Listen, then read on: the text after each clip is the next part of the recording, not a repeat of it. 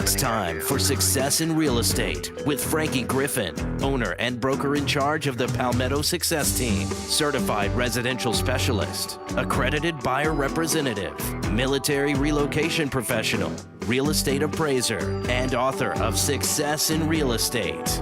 If you are interested in buying or selling a home, investing in real estate, or having your home appraised, you will enjoy Success in Real Estate. Now, here's Frankie Griffin.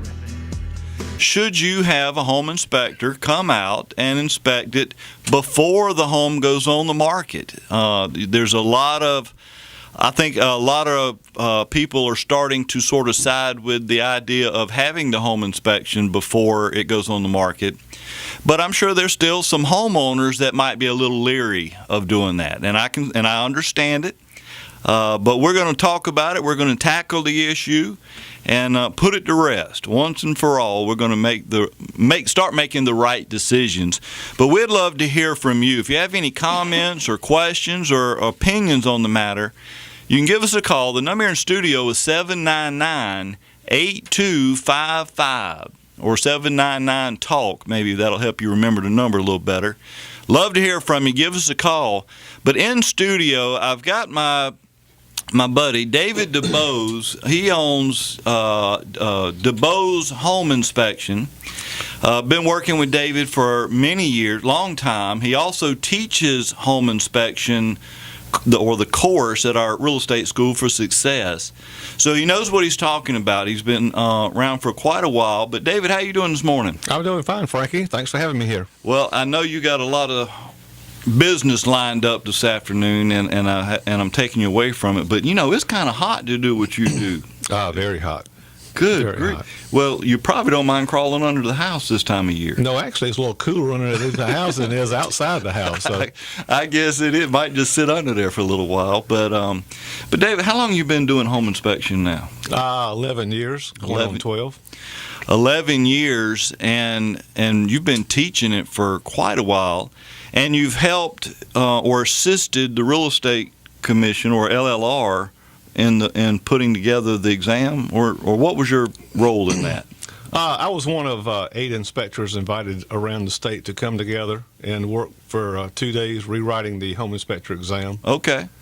Well, I'm thinking if I'm getting into home inspection, that's who I want to teach me. Somebody that has a little knowledge on what kind of questions they're going to ask and how they ask it. But the question I brought up earlier, Dave, about the pre-home inspection, are you starting to see those becoming more and more common now?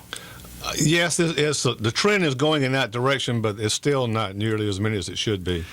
Yeah, and I what most homeowners will say when I mentioned it to them, at least those that may have a little apprehension, obviously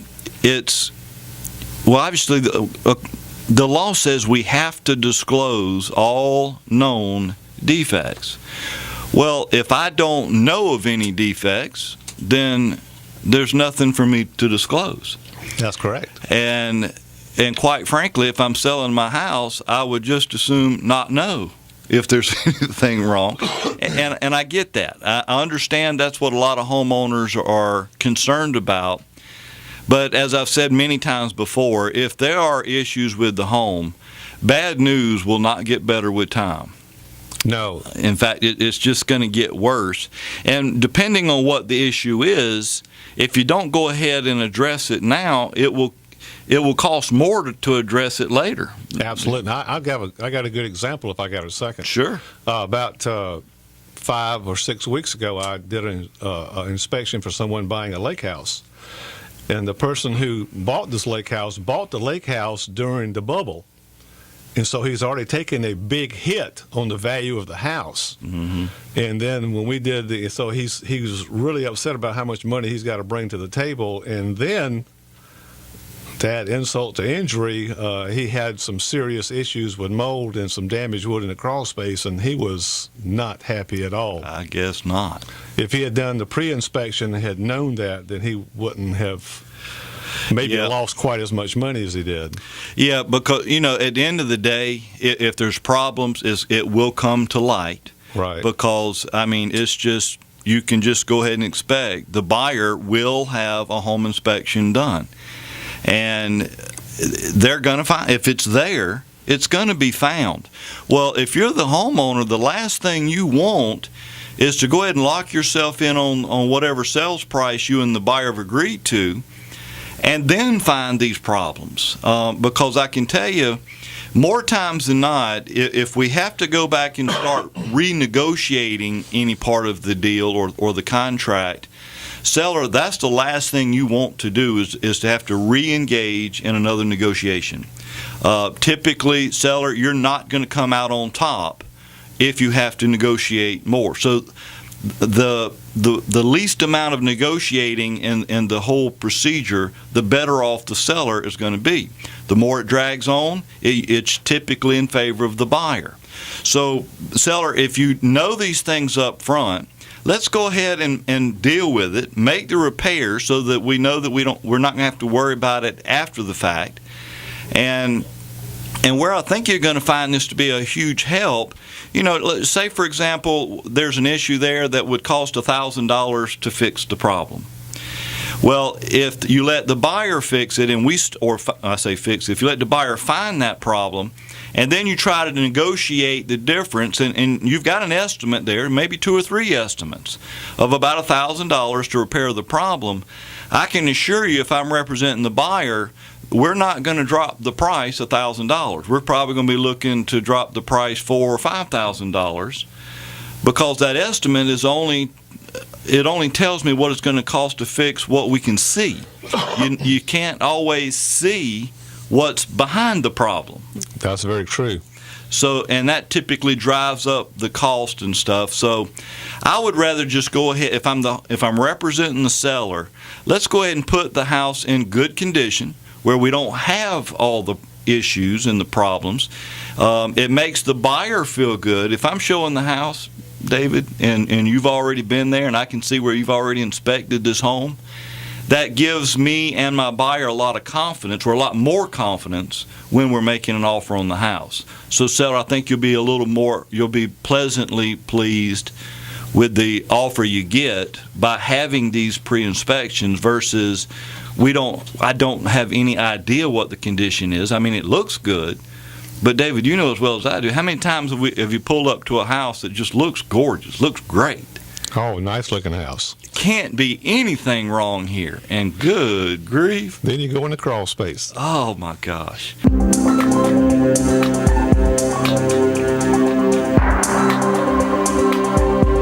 And now, the Mortgage Update with Erica Hill West on Success in Real Estate.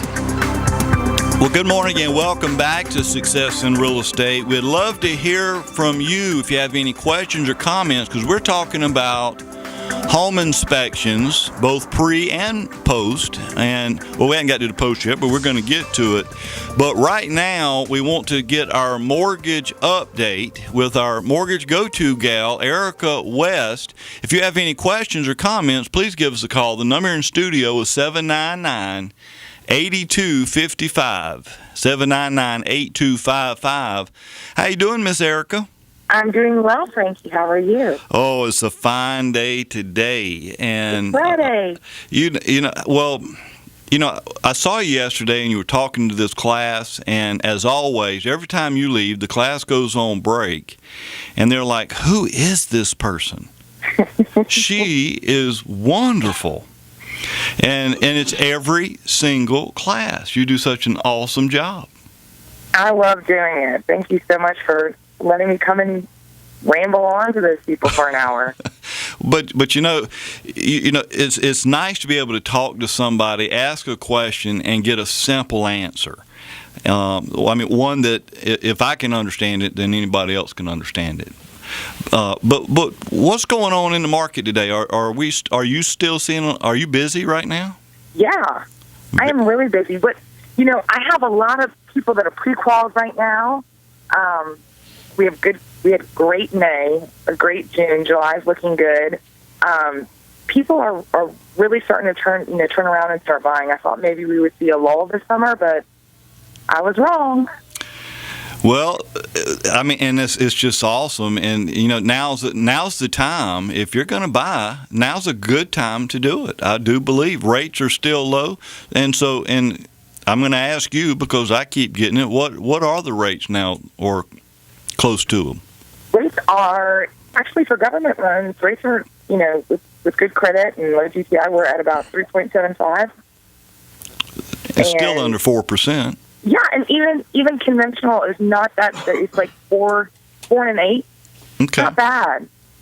It's great considering I bought a house in December and was at 4.5. So I'd be really, really happy if I was getting a loan today that was at 4 and 8 or 4 1/4. Well, and these rates are, and I've been saying this, it seems like for about 2 years now, but these rates they're going to go up. I mean, they have to, I would think. Yeah, that's typically how things go. And we saw the increase in rates last year, and they kind of have come down a little bit. But I think that most people focus so much on rates. But if that is the most important thing to you, or if you think that's the most important thing to you, then you should probably start doing something now. Mm-hmm. Absolutely. And, Erica, the biggest complaint I hear from a lot of people buying or financing a home is, especially when we get close to closing, underwriter is all of a sudden they don't have half of the things that we thought they had, or it's got to be redone. But there's all of a sudden we have all these problems right before closing, so everybody's stressed out. But we don't have those issues when you're involved. I mean, you're right there on top of it. In fact, you go to a lot of these closings, don't you? Yeah, I try. I think it's so important. I try to keep a close relationship with my borrowers throughout their process. It's kind of like a marriage. I tell people, sometimes I'm talking to, all my clients once a day or every other day, and, we get kind of close, and then all of a sudden, most of my closings are under 30 days, and so I feel like we get really, really close, and then closing comes, and it's like we kind of go through a divorce. They don't need me anymore.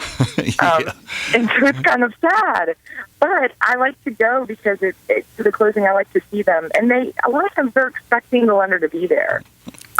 They really are. They like to see you there, even if I'm just sitting in the corner, and I'm there to tell them congratulations and get a picture. And it's important to me, and I think it's important to develop that relationship with the attorney that has worked on the loan and the listing agent, and it's a good opportunity to see everybody that you were involved in the transaction with.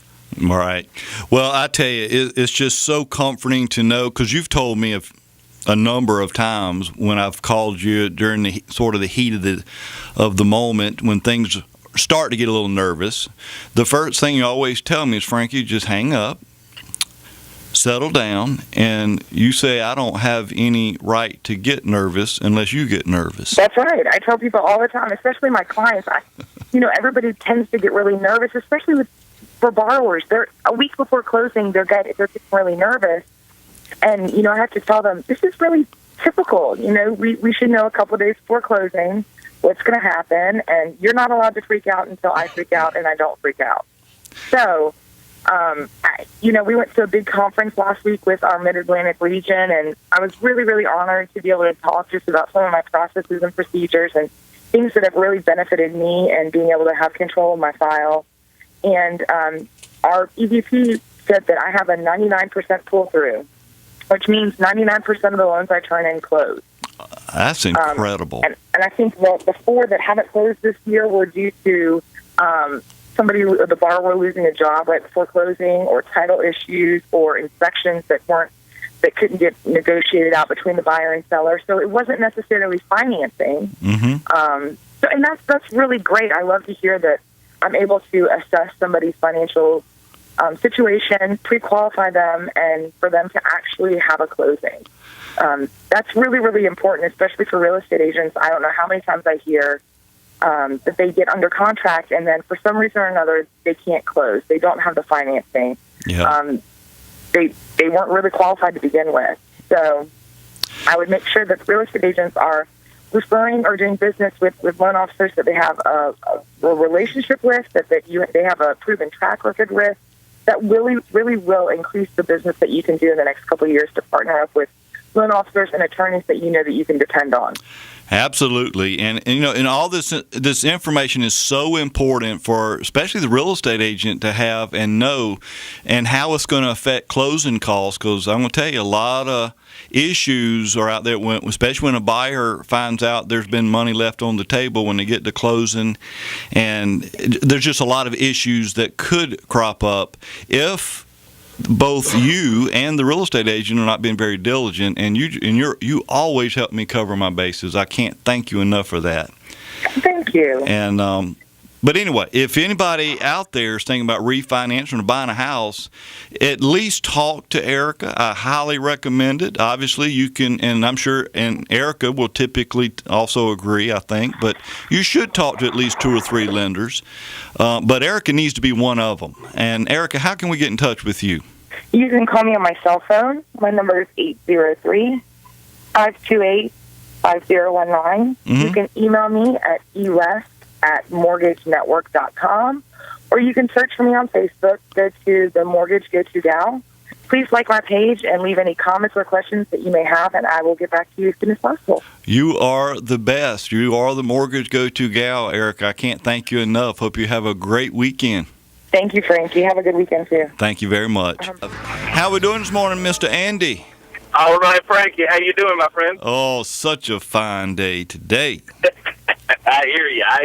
I've been waiting all week to hear what you had for today. I know you have. Let me tell you, it's been a scorcher out here, hasn't it? Yeah, good grief, it's hot. It's crazy hot, just crazy hot. Ooh. And I tell you, the real estate market's heating up too. It's been really good. It's I tell you, we have seen a lot of contracts coming in. There's been a lot of volume, a lot of outstanding business development going on out there. So I'm very excited about that. Let me tell you what I want to talk about. First off, I'm excited about the tutoring tour we've got coming up next week that is going to be on agency disclosures. And I've got this really old guy that's going to be my guest speaker. You may know him. His name is Frankie Griffin. Oh, yeah. He's like the Yoda of real estate, okay? and so I'm really excited about having you out there next week, Frankie. We've got a great listing with Tina Horn and Jay Kim of Exit Real Estate Solutions out in Lake Carolina. So I think this information is on your website, and certainly we will, if y'all are interested in coming, or if you have somebody interested in coming, give me a call at my office, 744-0824. We've already gotten a bunch of RSVPs. As always, food and drink will be provided, but it'll be next Thursday, starting up around 5:30. We'll get cranked up at the program around 6. So hope y'all can make it. I want to talk with you today about an issue that is a simple issue, a small issue that creates big problems, and that is whether or not we have the full contract. I was doing a closing the other day, and as I do in all my closings, I go over the deed with the parties. And as I was going over the deed, I went over the contract sale price, and the contract sale price that I had was $150,000. Well, actually, the contract sale price had been reduced significantly. I was unaware of this. The reason I was unaware of this is because I did not receive a copy of the amended contract with the change in the contract sale price. Jeez. And, quite honestly, that is an issue that comes up in a lot of different scenarios, and one that oftentimes is missed by the lender, is missed by the agent, is missed by the lawyer. And it really wasn't until I made that, I kind of went over the deed that we realized there was an issue with the contract sale price. So important. Contracts are a working document. They don't stay the same from the first time you sign them. Many times when you sign a contract, that is the initial deal. But the way I talk about in our classes over at your school, Frankie, is that a real estate transaction process is, in fact, a process. It's something that is fluid. That is it's a living, breathing animal, okay? And it takes different forms from contract to closing. It may be that in the first phase of this contract, everything stays the same. But after the inspections are done, there are repair obligations that are agreed to. It may be that there are allowances that are agreed to. It may be that closing costs change. It may be that there are issues relating to HOA dues being paid or certain bills being paid. So contracts are made to be amended. We understand that. We go in with that premise. We go in with that understanding. But an amended contract means nothing if it doesn't get to the individuals that have to process that contract. And I will tell you, there are so many agents out there who don't make sure that the closing attorney or their lender has the fully completed amended contract. And the lawyer won't know that it's been amended until and unless the right question is asked.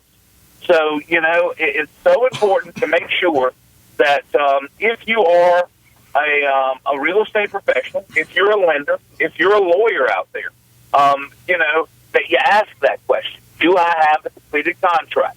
The contract that I have is dated this date, and this is the contract sale price. It's a 30-second conversation to have, but oftentimes it's the little things that make such a big difference. And I will tell you, this could have created a serious issue had the lender not had the information. But the lender had the right information. Their processor did not have the right information. So when we sent the settlement statement over, they believed that the contract sale price we had on there was correct because the entities, the individuals over at the lender's office had not, squared that away. So it's important to understand that, everybody needs to be singing off the same sheet of music, and in the real estate industry, that sheet of music is the contract. Absolutely. Well, Andy, I couldn't agree with you anymore, and it goes right back to the due diligence, and it's on both sides.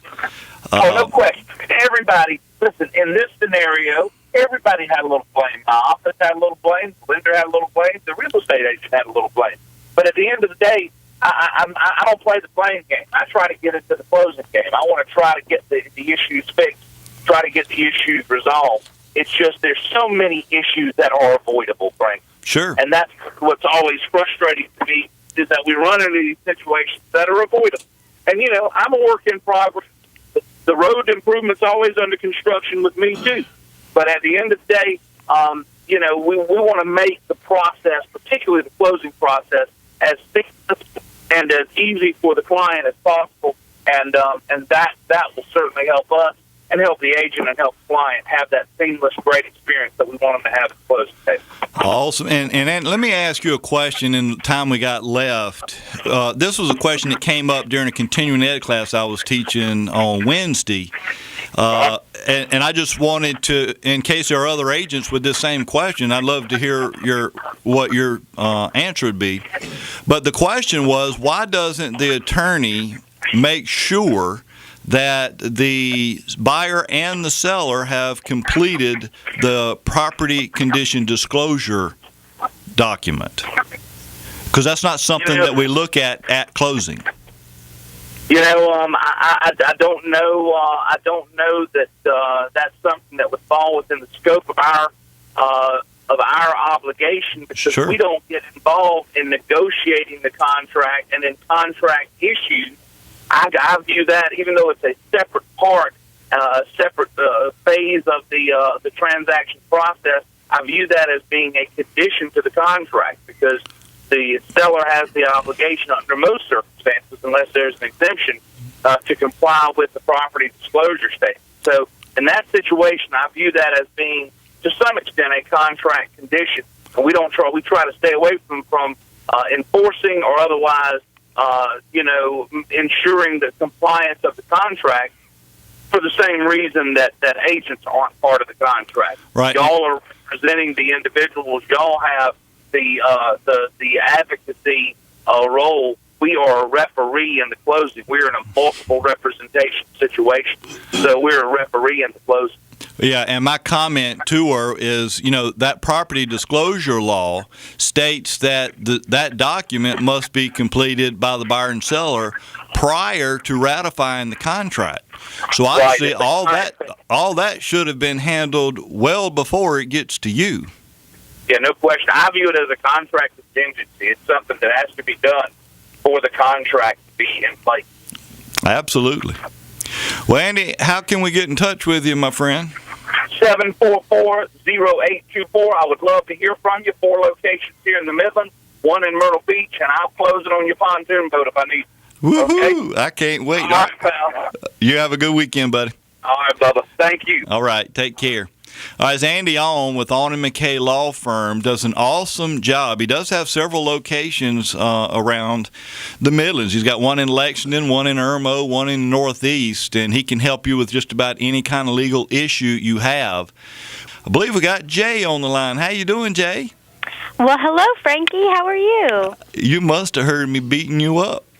Well, I was about to step into a meeting with one of our clients, but I asked them to politely wait so I could speak to you for a couple minutes. Awesome. Well, yeah. Jay is worked with Marty Bedell, the Marty That's right. Bedell team, and Keller Williams. And, you've got what I believe a very fascinating idea that you have implemented, and love to hear what you've got going on. All right, Frankie. Well, first let me start. Frankie is the best real estate instructor out there, so I have to say that first. Well, thank you I very had much. the pleasure of being in his real estate classes, and they were great. He's very good at what he does in teaching. Thank you. But thankfully, we have been able to continue to talk about this program called the Certified Pre-Owned Program. It's something that I think a lot of agents would like to adapt into their systems of real estate. There's a lot of detail in it, but the most important part of it is that a pre-inspection does get done ahead of time. And an appraiser comes out and does a current market appraisal ahead of time so that any negative surprises that may happen at the closing table with the standard way of doing today's real estate, we can avoid all of that by putting it through a couple checks ahead of time. Sure. Yeah. In fact, I'm going to do an appraisal right after this show for a client of yours. Well, that's fabulous. I know that they're going to get some good value from you. Woohoo! Well, what else is included with this certified pre-owned? Well, basically, there are 3 things that are included with a home that goes on the market as a certified pre-owned home. You have to have a current market appraisal. That needs to be done by a trusted and well-educated in doing appraisers. Sure. The next thing is to get a pre-home inspection. We also recommend, instead of just having a pre-inspection, also having your air conditioning checked out and making sure that at the very end that's going to check out. Awesome. When you have a buyer on the table, and also checking for any CL100 issues. We want to make sure that none of that is going to come up right before the seller is expecting to close on their house. Now, you've done this on a few properties, Jay, and how has that worked out? Have you seen the transaction actually go smoother? Absolutely, without a doubt. The first CPO home that we put on the market, it appraised at $170,000. It was a great home. It had an inspection, and there were a couple issues. We're not guaranteeing that there are no issues with these homes, but we're showing up front more than a property disclosure does exactly what the issues are. Sure. And at that time, the sellers are able to be proactive in making that inspection report even better before the buyers are going to be asking for that stuff anyways. And that's something... Well, and I didn't mean to cut you off, but I've got David DeBose sitting here with me, and so I just wanted to ask David, if you were to do a pre-home inspection and find some problems, and then the seller have those problems corrected, what's the process on? Can you redo the inspection report to reflect that? I come back and review the repairs and note in the report that it's satisfactory. A lot of times I take pictures of the damage, and then I would take pictures of the actual repair work and add that back into the inspection report. Okay. And that sound right, Jay? Yes, exactly. And understand what that does for the seller in today's market. When you have so many different homes on the market, and then you have one that's saying, hey, let me show you my inspection report and that it has been cleaned up, and let me show you the value of it, so don't bring me a lowball offer. Sure. Buyers just want those homes because they already know up front that they're not going to get a money pit with this home. So it's such an awesome program, and I would love to talk to anyone else about that in the future. That is awesome. And, all this stuff you're talking about, it just gives the buyer so much more confidence. Yes. So they'll make a better offer. Well, let me tell you, that first CPO home that appraised at $170,000, now that it has closed, I can tell you that how much the CPO affected that home, the sale of this home. Because the CPO home was new to the market, I wanted to create a little bit of a buzz, because these are homes that are looked for in today's market by buyers now. And so we had 6 written offers in the first 72 hours. I did not submit any offers to the seller for the first 72 hours since it was a CPO home. We presented her 6 offers, and she was able to finish the sale of her home with the buyer paying cash, which is awesome, not getting other inspections because we had such a detailed inspection report with repairs on that provided up front, so they did not do other inspections, and it closed at $15,000 higher than we were asking for. How about that? Amazing. It is. It's awesome. Yes. Well, Jay, I can't thank you enough for calling in. I'm about out of time, but no problem. But Thanks, Frankie. I hope you have a blessed weekend. Thank you. You too, and I'll talk to you soon. You take care. All right. Bye-bye.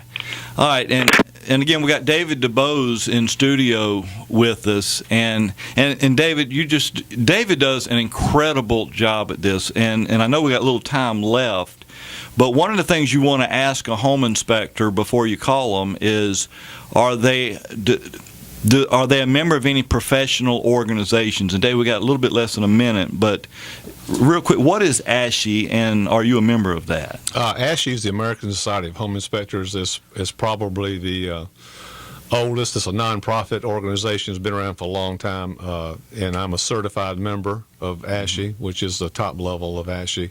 Also a member of the South Carolina Association of Home Inspectors as well. And that just means you're held to a higher standard. ASHI has a very high standard. We have to have 20 hours of continuing education a year, whereas continuing education is not required for. And we got about 15 seconds. So what's the phone number we can reach you, David? The correct phone number is 803-924-0323. 924-0323. Or just go to my website, frankiegriffin.com. Click on Real Estate Partners if you missed that, and you can get all this information.